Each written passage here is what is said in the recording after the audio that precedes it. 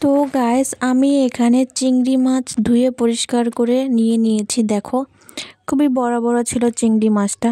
আর এখানে আমি কাঁচা লঙ্কা নিয়ে নিয়েছি। আর কাজু আর শস্য ভিজানো ভিজানো ছিল, এটা আমি রাত্রে ভিজিয়ে রেখেছিলাম। এইটাকেও আমি নিয়ে নিয়েছি।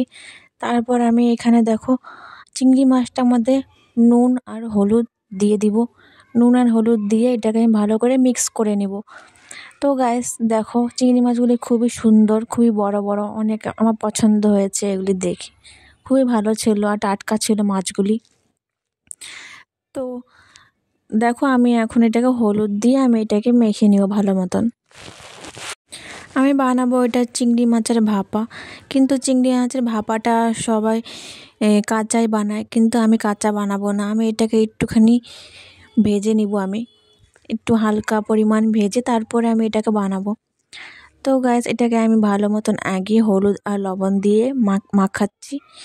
তারপর দেখো আমি মিক্সিতে নিয়ে নিয়েছি এই যে সর্ষে আর কাজুটাকে আমি দিয়ে দিব। আর কাঁচা লঙ্কা যেটা ছিল ওটাও দিয়ে দিব। আমি দিয়ে আমি এটাকে ভালো মতন পেস্ট করে নেব। এই দুটো জিনিস ভালো মতন পেস্ট করে নেওয়ার পরে আমি একটু ঝালটা একটু বেশি খাই, তার জন্য আমি কাঁচা লঙ্কাটা একটু বেশি দিয়েছি। তোমরা তোমাদের আন্দাজ মতন কাঁচা লঙ্কাটা দিয়ে দিবে। তারপর আমি এটাকে এখন পেস্ট করে নিব ভালো করে। তারপর দেখো আমি কড়াইতে গরম তেলটাকে ভালো মতন গরম করে নিয়েছি। তারপরে এক এক করে আমি চিংড়ি মাছগুলি তেলের মধ্যে দিয়ে দিচ্ছি। এগুলি আমি বেশিটা অতটা লাল করব না, আমি হালকা পরিমাণে ভেজে বের করে দিব। নাহলে চিংড়ি মাছ ফট করে বেশি লাল করে ভাজলে এটা টাইট হয়ে যাবে, শক্ত হয়ে যায়। তো বেশি শক্ত হয়ে গেলে এটা ভালো লাগে না খেতে।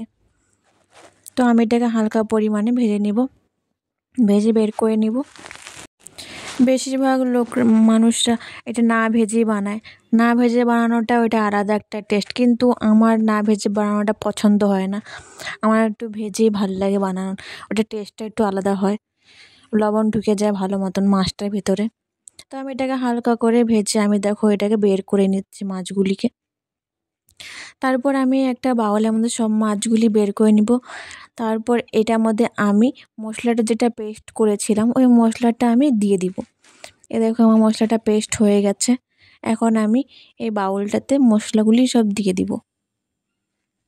দিয়ে আমি এটাকে হাত দিয়ে সুন্দর করে মাখিয়ে নিব। আর এটার মধ্যে আমি একটুখানি চিনি দিয়ে দিব আর একটু স্বাদ মতন নুন দিয়ে দিব।